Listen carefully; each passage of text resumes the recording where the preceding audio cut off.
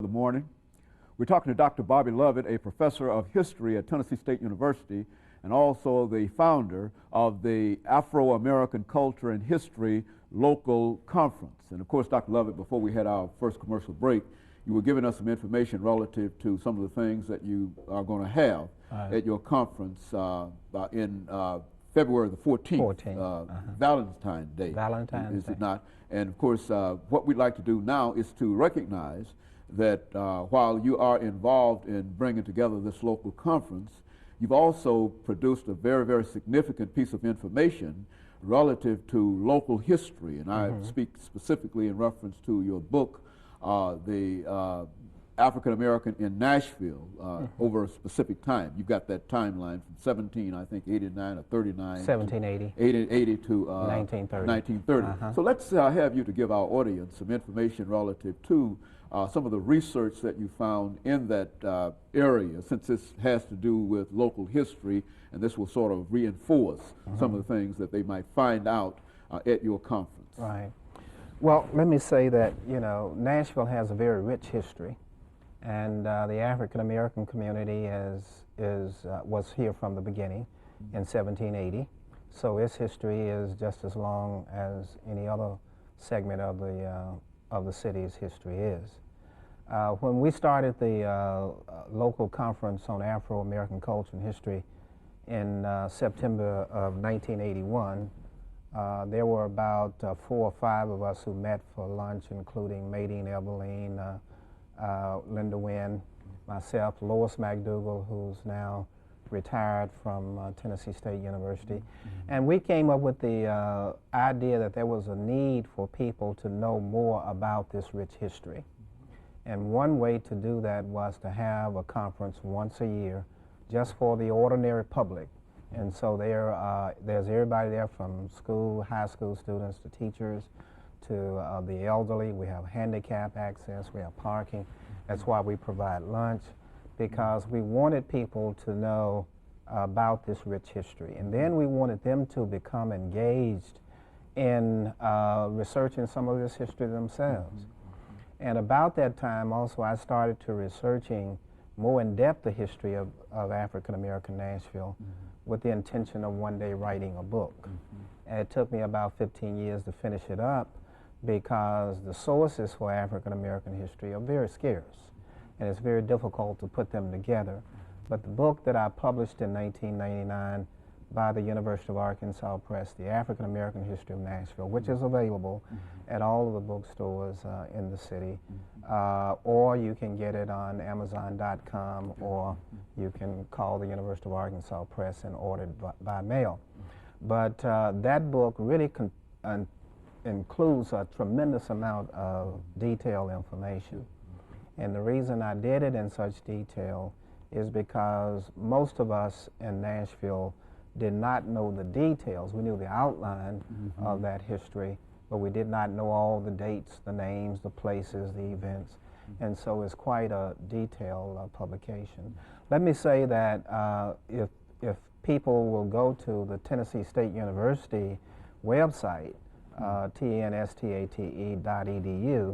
and click on libraries, and there they can find the conference publications that are digitized. So many of those articles and pictures can be downloaded on their personal home computer free, you know, from Tennessee State. We have digitized those. And we also will have books for sale at the conference. And so this very, very rich history, you know, I think that in reading this book, we've been really intrigued by the fact of building in Nashville that blacks were involved in. I think we've mentioned earlier that oftentimes we see these great plantations and et cetera, and the question is who actually provided the work for those plantations. Let's talk about that as a part of that local history. You know, the first 2 chapters of my book, you know, deal with slavery times in Nashville.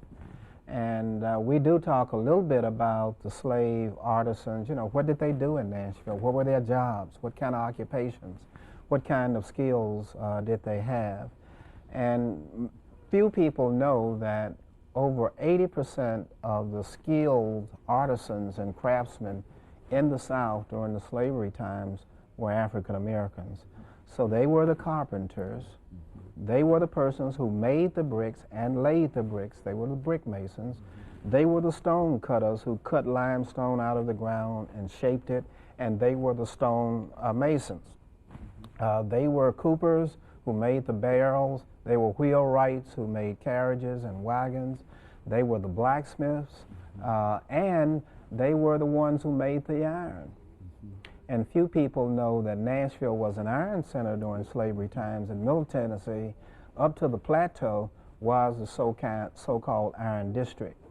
And in this Iron District, over 10,000 slaves labored in iron mines, in furnaces, and mills that made steel, made iron.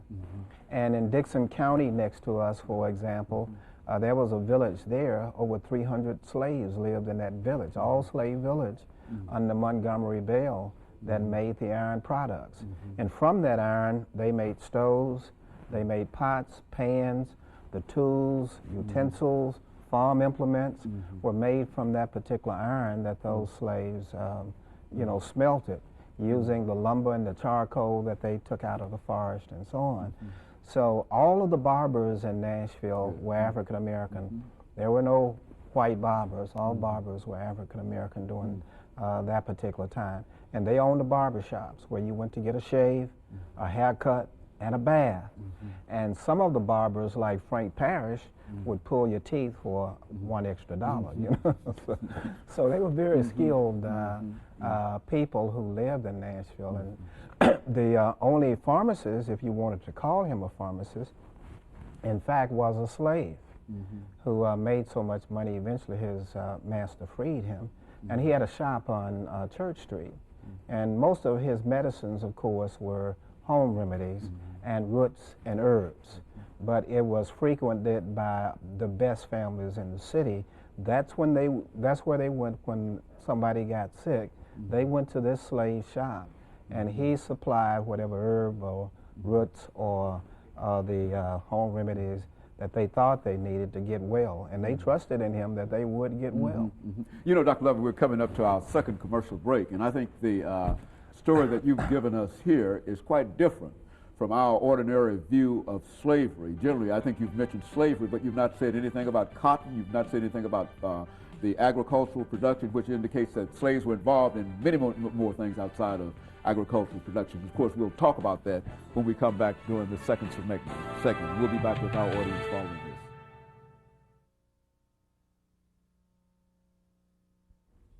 Thank you, and welcome back to the final segment of the show for today. We're talking to Professor Bobby Lovett from Tennessee State University in the Department of History. And of course, the topic is the African American History and Culture and History Conference, local conference. And of course, Dr. Lovett, before we had our final break, we promised that we would give you an opportunity to talk about some of the information relative to activities that African Americans were involved in. But more specifically, what I'd like for you to do is to sort of explode this myth that black folks were involved in only agricultural production in the South. And to say something about the hack drivers. As a matter of fact, when I read that, I remembered that these so-called hack drivers are cab drivers. And say something about those individuals as well, most people have a romantic view of slavery, as most people have a romantic view, for example, of the Revolutionary War or the Civil War. But the fact is most slaves were not accurate. I mean, not all slaves were agricultural slaves. 10% of slaves were urban slaves who lived in towns and cities, as described in my book on the history of African Americans in Nashville, Tennessee. And a good book on that is Richard C. Wade's book called Urban Slavery in the South. Another 10% of slaves were what we call industrial slaves, like the ones I described that were working in the Iron District in Middle Tennessee around the Nashville area. And Starobin, S-T-A-R-O-B-I-N, has the classic book on that called Industrial Slavery. So many slaves worked in factories, they worked on the riverboats, they worked in iron mines, they worked in coal mines, saltpeter mines, They worked on railroads. In fact, they built the railroads in Middle Tennessee in the 1850s, were built principally, including the L&N of the Louisville and Nashville Railroad, were built mostly by slave labor. The transportation in the city was dominated by free Negroes, really, especially the hack service. Hack service would be what we call taxi service today. But the hack drivers, all hack drivers were African Americans during that period of our city's history. And they sat at the corner of what is now Charlotte and 4th Avenue North, and there they waited on their fares. And they would take people, you know, to the stores across the city, to their homes and so on, pick up packages and freight for them. And so African Americans really had a pretty lucrative economy in the city up to about 1856. And then in December of 1856, working class whites, especially immigrants, a lot of immigrants had come into the city from Europe between 1841 and the early 1850s, and they were quite jealous of the domination of free Negroes and slaves, because some slave barbers were slaves who paid their masters a part of the money to allow them to go out and work the hacks or cut hair and so on, and they kept a part of the money and gave the master a part of the money.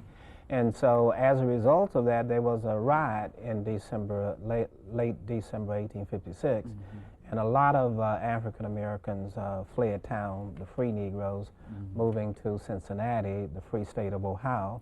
And many of the slaves were pushed out of business because the city council passed a law that, you know, no slave could operate a barber shop, or no slave could operate a hack, and so on. The idea was the European immigrants wanted to push African Americans out of certain trades and certain businesses so that they could have the opportunity to, you know, to come into those particular businesses.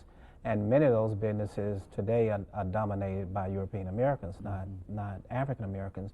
They dominated the shoemaking business. African Americans mostly were in the leather making business and dominated because it was hard, hot, stinking work to be a leather worker, but they were also shoemakers, and so they dominated shoemaking up until the 1880s. And in the 1880s, after slavery, Lowry Shoe Manufacturing Company in downtown Nashville, which was African American, was the largest shoemaking company in the city of Nashville. And so African Americans were deeply involved in the economy of the city of Nashville outside of just being involved in well, cotton. because slavery, you know, was about workers, you know, and of course that's what slaves were, and so they were involved in every aspect of the economy. So you could not segregate them out of any aspect of the economy, and they were very important to the economy. In Nashville, remember now, African Americans are going to make up about 26% of the population from 1780 all the way through the 1880s. And so they are 1 out of every 4 persons, so they have to be important in the economy. And by 1890, they are going to be 40% of the city's population.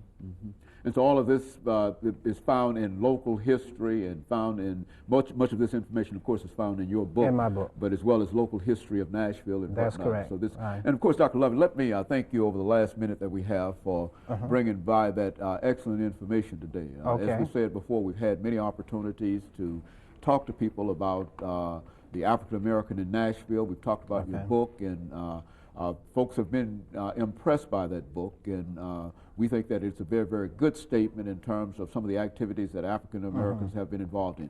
Let's take over the last 30 seconds that we have here for you to say something about the people who sponsored your activity. Yeah, the 20th annual local conference on Wednesday, February 14th, has a lot of supporters. Mayor Bill Purcell will open up the conference with myself and the director of the Metropolitan Historical Commission, who co-sponsors this. President James Hefner of Tennessee State University will also give welcoming remarks. And we have a lot of churches and organizations that give us financial support, and we want to thank all of those supporters. Very good. And let us thank you, Dr. Lovett, for coming by and giving us that excellent information, and let us encourage our audience to tune in again next week for another informative edition of Comments. Thank you and good morning.